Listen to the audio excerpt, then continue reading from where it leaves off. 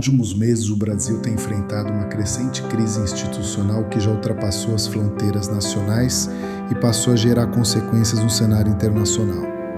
A recente decisão do presidente dos Estados Unidos de aplicar sanções econômicas ao Brasil, incluindo uma tarifa de 50% sobre produtos brasileiros e o cancelamento de vistos de autoridades, é um marco grave e simbólico de que a comunidade internacional está observando com preocupação o desrespeito aos direitos humanos e à Constituição em solo brasileiro.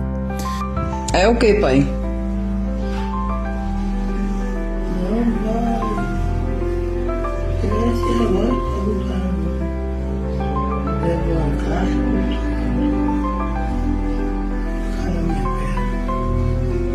E o senhor não sabe o que é isso, não?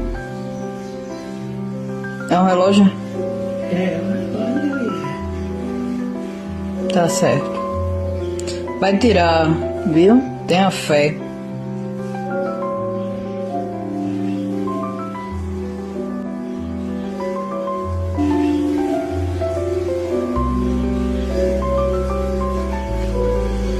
A principal motivação alegada por Washington foi a contínua escalada de abusos cometidos por figuras do Judiciário, especialmente pelo ministro Alexandre de Moraes do Supremo Tribunal Federal. Denúncias de perseguição política, prisões sem o devido processo legal, censura de redes sociais e a supressão de garantias constitucionais básicas como a liberdade de expressão e o contraditório vêm se acumulando em detrimento da imagem da estabilidade democrática do país. Diante da inação do Poder Executivo, que em vez de agir para pacificar o país tem se beneficiado politicamente das medidas do Judiciário, torna-se urgente que o Poder Legislativo assuma a responsabilidade histórica que lhe cabe.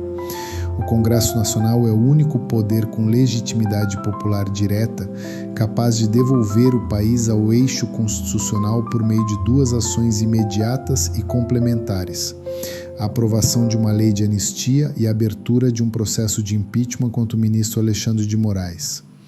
A anistia é um mecanismo constitucional previsto para momentos de ruptura e polarização extrema. Foi usada no passado para reconciliar o país após períodos de autoritarismo e conflito civil.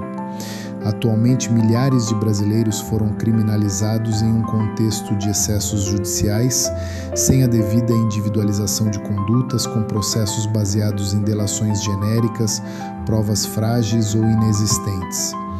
A aprovação de uma lei de anistia para os manifestantes de direita, especialmente os presos em massa após os atos de 8 de janeiro de 2023, não significa impunidade, mas o reconhecimento de que houve abuso por parte do Estado e que a punição coletiva fere os princípios do devido processo legal. O artigo 52 da Constituição Federal atribui ao Senado a competência exclusiva de processar e julgar ministros do Supremo Tribunal Federal nos casos de crimes de responsabilidade. Alexandre de Moraes já acumula diversos indícios de tais crimes: agir como vítima, investigador e julgador nos mesmos processos, decretar prisões preventivas sem fundamentação concreta, ordenar censura prévia a parlamentares e jornalistas, além de ignorar os limites constitucionais de sua atuação. A abertura de um processo de impeachment, ainda que seja politicamente delicada, é o único caminho legítimo e pacífico para restaurar os pesos e contrapesos do sistema democrático. O STF não é intocável. Seus membros são servidores públicos e, como tal, devem responder por abusos quando estes são cometidos. É necessário, no entanto, ir além da aparência e refletir como Alexandre de Moraes chegou a esse nível de poder e influência sobre o país. A resposta é clara. Isso só foi possível com a conivência do Congresso Nacional e com o apoio dos demais ministros da Suprema Corte. Durante todo esse processo, os presidentes da Câmara dos Deputados e do Senado Federal se mantiveram omissos. Apesar de possuírem prerrogativas constitucionais para conter abusos do Judiciário, Arthur Lira e Rodrigo Pacheco preferiram blindar o ministro e manter uma convivência de conveniência, muitas vezes em troca de favores políticos, cargos e emendas bilionárias. No Supremo Tribunal Federal, o silêncio dos outros ministros equivale a uma autorização tácita.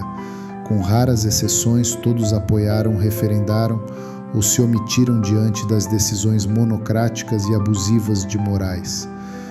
Mesmo quando ele atuou como vítima, investigador e julgador ao mesmo tempo, nenhum dos seus colegas questionou a legalidade ou o respeito ao devido processo legal.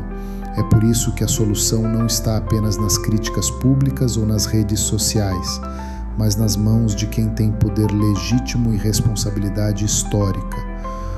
Se os demais ministros do STF retirarem seu apoio a Moraes, sua autoridade abusiva desaba. Se os presidentes da Câmara e do Senado resolverem seguir a Constituição Federal, acionando os mecanismos de controle e equilíbrio entre os poderes, a crise institucional pode ser resolvida sem ruptura e dentro da legalidade. Mas para isso acontecer, é essencial que a sociedade brasileira compreenda o que está em jogo. A compreensão do povo brasileiro e principalmente do setor produtivo, dos empreendedores e empresários é fundamental nesse momento. A liberdade econômica, a segurança jurídica e a confiança do mercado estão diretamente ameaçadas por um ambiente de perseguição política, instabilidade institucional e censura. Nenhum empresário investe num país onde juízes legislam, julgam com parcialidade e criminalizam opiniões. Não haverá estabilidade econômica sem estabilidade jurídica. E não há estabilidade jurídica enquanto um único ministro concentrar tanto poder sem ser freado. A pressão social, política e econômica deve se concentrar em dois pilares: anistia ampla para os cidadãos criminalizados por motivações políticas, impeachment do ministro Alexandre de Moraes, como símbolo de um reequilíbrio institucional.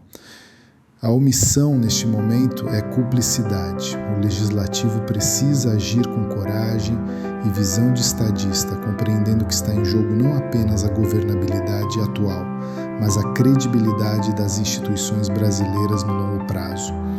As sanções impostas pelos Estados Unidos podem ser apenas o começo de um isolamento internacional que afundará o Brasil política, econômica e moralmente. A solução está no Parlamento. Cabe ao Congresso Nacional assumir o protagonismo e devolver à nação a esperança de que ainda vivemos em um Estado democrático de direito. A anistia e impeachment não são apenas atos políticos, são exigências éticas, constitucionais e patrióticas, diante de um cenário que beira o autoritarismo judicial. A hora de agir é agora. A omissão do legislativo e a cumplicidade silenciosa do judiciário não podem mais ser toleradas.